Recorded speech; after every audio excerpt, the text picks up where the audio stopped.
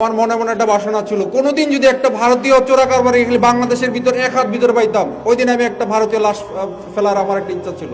যখন আমি সিইও হিসেবে জিরো লাইনে দাঁড়ায় আছি, আপনাদের এখানে আসার দরকার নাই, আমি এনাফ বিএসএফ কে সাইজ করার জন্য। আমাদের হাতে অস্ত্র আছে, আমাদের ট্রেনিং আছে, সর্বশেষ হচ্ছে আমাদের মনোবল আছে, এবং আমাদের পিছনে 18 কোটি মানুষ আছে, আছে না? তো 18 কোটি মানুষ থাকতে আমার কি ভয় পাওয়ার কোনো কারণ আছে? এই 500 টাকার জন্য কি আপনি জীবন দিচ্ছেন? জীবন যদি দিতে হয় দেশের সার্বভৌমত্বের জন্য জীবন দেন। আহত যদি হইতে হয় দেশকে রক্ষা করার জন্য আহত হন, কিন্তু এই মাদক চোরাচালান করে আহত হওয়ার কোনো ক্রেডিট নাই। 75 কিলোমিটার বর্ডার, আমি 75 কিলোমিটার বর্ডার দেখাশোনা করি, শিবগঞ্জ উপজেলা এবং বোলাহাট উপজেলা। যদি আমার 2 বছরের অভিজ্ঞতা বলেন, যদি শূন্য লাইন অতিক্রম করে যদি অতিক্রম করা হয়, যদি জিজ্ঞাসা করে কারা বেশি শূন্য লাইন অতিক্রম করে অপর দেশে গেছে, তাহলে আমি বলবো আমার বাংলাদেশে গেছে। কথা কি সত্য? আপনি কখনো দেখছেন ভারতের নাগরিক বা ভারতীয় কৃষকরা শূন্য লাইন অতিক্রম করে বাংলাদেশের ভিতর ঢুকে যেতে? আমি আমার এই 2 বছরের টেনিয়রে কখনো দেখি না। যখন বিএসএফ গুলি করে বাংলাদেশি নাগরিককে আহত করে বা নিহত করে, আমার মনে মনে একটা বাসনা ছিল, কোনোদিন যদি একটা ভারতীয় চোরা কারবারি বাংলাদেশের ভিতর এক হাত ভিতরে পাইতাম, ওই দিন আমি একটা ভারতীয় লাশ ফেলার আমার একটা ইচ্ছা ছিল। কিন্তু আপনারা কখন দেখছেন ভারতীয় চোরা কারবারি বাংলাদেশের ভিতরে ঢুকতে? কেউ ঢুকছে? ঢুকে নাই। তো সুতরাং আমরা যদি এমন কাজ করি যেটা আমরা দুর্বল, এই চাঁপাইনগর এলাকা, শিবগঞ্জ এলাকা ফেন্সিডিল সহজলভ্য, ফেন্সিডিলে ভরপুর, ভারতীয় চোরাই মোবাইলে 6 লাখ হয়ে গেছে। এগুলি কারা আনে? আমি যদি শপথ নেই যে আমি ভারতের কোনো পণ্য, বিশেষ করে মাদক আমি খাবো না, আমি মাদক ব্যবহার করব না, এবং ভারতীয় চোরাই মোবাইল যারা আনতেছে আমি ব্যবহার করব না, আমি কিনবো না, ওই পাশ থেকে এই জিনিস বিক্রি হবে বাংলাদেশে, আমি যদি শপথ নেই, তাহলে আসুন আমরা আগে নিজে ঠিক হই যে আমরা ভারতীয় কোনো পণ্য ব্যবহার করব না, ভারতের কোনো এই মাদক ব্যবহার করব না, এবং অন্য যারা ব্যবহার করবে তাদেরকে আমরা বিরত রাখব।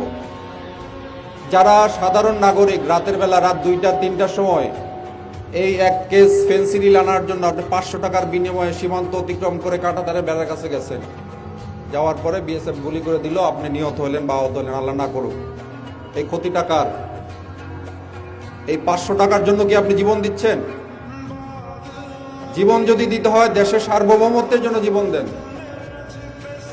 আহত যদি হইতে হয় দেশকে রক্ষা করার জন্য আহত হন, কিন্তু এই মাদক চোরাচালান করে আহত হওয়ার কোনো ক্রেডিট নাই। আছে?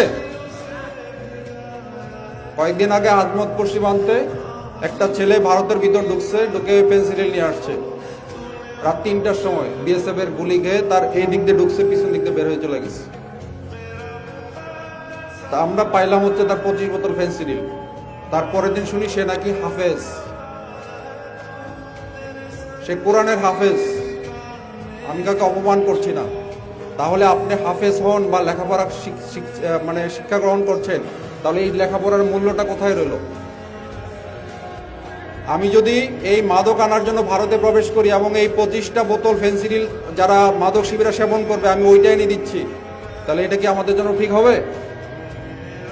তো সুতরাং আমরা এই ধরনের কোনো চোরাচালান, বিশেষ করে মাদক এবং অন্যান্য ভারতীয় যেগুলি চোরাচালান দ্রব্য আছে, আমরা এগুলি আনবো না, এবং যারা আনবে আমরা তাদেরকে প্রতিরোধ করব।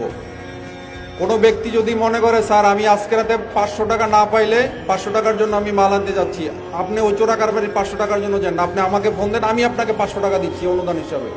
আপনি 1000 টাকা দরকার, আমার কাছে টাকা নিয়ে যান 1000 টাকা, বাট তারপরও আপনি এই 1000 টাকা 500 টাকার জন্য সীমান্ত অতিক্রম করবেন না মাদক আনার জন্য। কথা বুঝাইতে পারছি? আর সর্বশেষ আমার কথা আমি বাড়াবো না, এখানে আমাদের শিবগঞ্জ থানার ওসি সাহেব আছেন, ইউনো সাহেব আছেন, তারা বলছেন আপনাদের সকল ধরনের সাহায্য সহযোগিতা করবেন। আমাদের যে বর্তমান প্রশাসন, আমরা একসাথে সবসময় কাজ করি, এখানকার এসপি মহোদয়, ডিসি মহোদয় এবং আমরা একসাথে সবসময় ডিসকাস করি যে কিভাবে করলে ভালো হয়, কোনটা করলে প্রতিরোধ হয়, আমাদের এই শিবগঞ্জ যে আমাদের ঘটনা ঘটছিল, এটা সারা বাংলাদেশ, সারা বিশ্ব এটার দিকে নজর ছিল। ইন্টারন্যাশনাল মিডিয়া, দেশীয় মিডিয়া, সকল মিডিয়া আমাদের দিকে ফোকাস ছিল। সুতরাং এমন কোনো কাজ করা যাবে না যেটা আমাদের উপর একটা নেগেটিভ ইম্প্যাক্ট পড়ে। যখন আমি সিইও হিসেবে জিরো লাইনে দাঁড়ায় আছি, আপনাদের এখানে আসার দরকার নাই। আমি এনাফ বিএসএফকে সাইজ করার জন্য, বুঝতে পারছি। যখন আমার প্রয়োজন হবে তখন আমি বলবো ঠিক আছে, আমাদের গ্রামবাসীকে নিয়ে আসো, আমরা সাইজ করি। তা আমি না ডাকলে আপনারা ওখানে ভিড় করে আমাদের কাজকে ব্যাঘাত ঘটাবেন না। আমাদের হাতে অস্ত্র আছে, আমাদের ট্রেনিং আছে, সর্বশেষ হচ্ছে আমাদের মনোবল আছে, এবং আমাদের পিছনে 18 কোটি মানুষ আছে না? তো 18 কোটি মানুষ থাকতে আমার কি ভয় পাওয়ার কোনো কারণ আছে? তো ইনশাল্লাহ বিজিবি হচ্ছে, আপনি দেখেন আমি কি লাগাইছি আজকে, বিজিবি হবে সীমান্তের নিরাপত্তা এবং আস্থার প্রতীক। ফার্স্ট হচ্ছে, আমি যখন বিজিবি আমার শূন্য লাইনে বিজিবি দাঁড়ায় থাকবে, আপনি নিশ্চিন্তে থাকেন যে বর্ডার সিকিউর, বর্ডারে নিরাপত্তা আছে।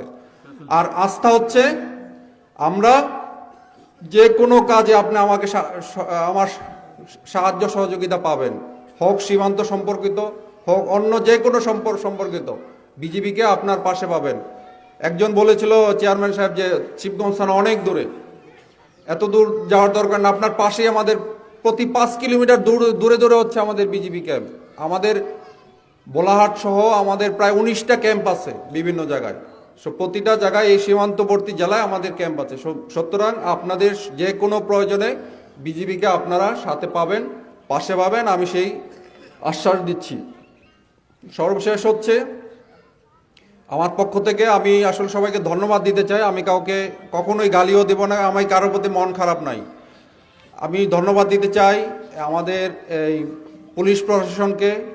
যখন 5 তারিখ থেকে ঝামেলা শুরু হয়েছিল, এসপি মহোদয় বারবার জিজ্ঞাসা করছে যে কিবরিয়া ভাই কিছু লাগবে, কোনো সহায়তা লাগবে? আমি বললাম শুধু দোয়া করেন, ইনশাল্লাহ কোনো সমস্যা নাই। ডিসি মহোদয় ফোন দিয়েছিল কোনো সহায়তা লাগবে, আমি বললাম ঠিক আছে, আপনারা পাশে আছেন, যদি সহায়তা লাগে আমি জানাবো। আর সর্বশেষ আমি ধন্যবাদ দিতে চাই এই চৌকা এবং কিরণগঞ্জ গ্রামবাসীর প্রতি। আপনারা বিজিবির সাথে ছিলেন, পাশে ছিলেন, এই জন্য আমার অন্তঃস্থল থেকে আমি সবাইকে ধন্যবাদ দিতে চাই। এই শুধু শিবগঞ্জবাসী না, এই পুরো বাংলাদেশের 18 কোটি মানুষ আমাদের বিজিবির সাথে ছিল। তো ইনশাল্লাহ এই সাপোর্ট যেন আপনাদের সবার থাকে। এবং সর্বশেষ রিকোয়েস্ট হচ্ছে, যেটা বললাম, আপনাদের এলাকায় আপনারা চিহ্নিত করেন কারা কারা এই কাজে, এই মাদক চোরাকারবারি করে, কারা বিভিন্ন ধরনের চোরাচালানের সাথে জড়িত। আমাকে খবর দেন, আমরা তার আমরা ধরে শিবগঞ্জ ওসি সাহেব আছেন, আমরা ওনাকে হ্যান্ড ওভার করবো, বাকি আইনানুগ ব্যবস্থা উনি নিবে। তো সুতরাং আমাদের এই শিবগঞ্জ এবং এই এলাকার যেন বদনাম না হয়। গত 2024 সালে আমাদের ব্যাটালিয়ান প্রায় 50 কোটি টাকার চোরাচালান মাল পণ্য আটক করেছি, 50 কোটি, এবং আসামি ধরেছি 140 জন আসামি। তো এইটা অনেক বেশি চোরাচালান পণ্য, অনেক বেশি আসামি, এটা কিন্তু ভালো মেসেজ না। এটা আমাদের এই রংপুর রিজনে এই 15টা ব্যাটালিয়নের মধ্যে একটা সর্বোচ্চ ব্যাটালিয়ন এই আসামি ধরা এবং এই বিভিন্ন মাদক এবং ফেন্সিডিল ধরা। সুতরাং আমি চাই না এই ব্যাপারে আমি ফার্স্ট হইতে, আমি চাই এই মাদক চোরাচালান পণ্য, অন্যান্য অপরাধ কমে আসুক সীমান্ত এলাকায়। আর সাংবাদিক ভাইদের আমি ধন্যবাদ দিতে চাই, আপনারা শুরু থেকে শেষ পর্যন্ত আপনারা পাশে ছিলেন, অ্যাকচুয়াল ঘটনা আপনারা তুলে ধরেছেন, সেই জন্য আমাদের বিজিবির পক্ষ থেকে সবাইকে ধন্যবাদ জানাচ্ছি। আর একটু খেয়াল রাখতে হবে, কিছু কিছু সাংবাদিক আছে, সাংবাদিক বলবো না, তারা সাংবাদিকের কাতারে পড়ে না, ওরা হচ্ছে ভিউ বাড়ানোর জন্য মিথ্যা নিউজ দেয়।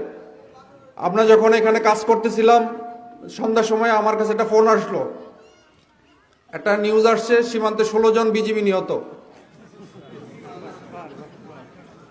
তা আমি শোনার পর ওই কোশ্চেনের আমি উত্তরই দেই নাই।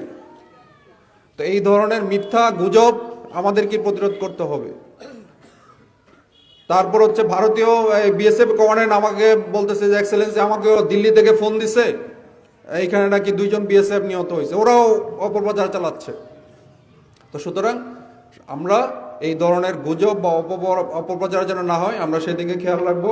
এবং সর্বশেষ আমি সবাইকে এখানে অনুষ্ঠানে অংশগ্রহণ করার জন্য আমাদের অনুসার বিজিবির পক্ষ থেকে প্রতিটা সদস্যকে আমি ধন্যবাদ জানাতে চাই। ধন্যবাদ জানিয়ে আমার বক্তব্য এখানে শেষ করছি।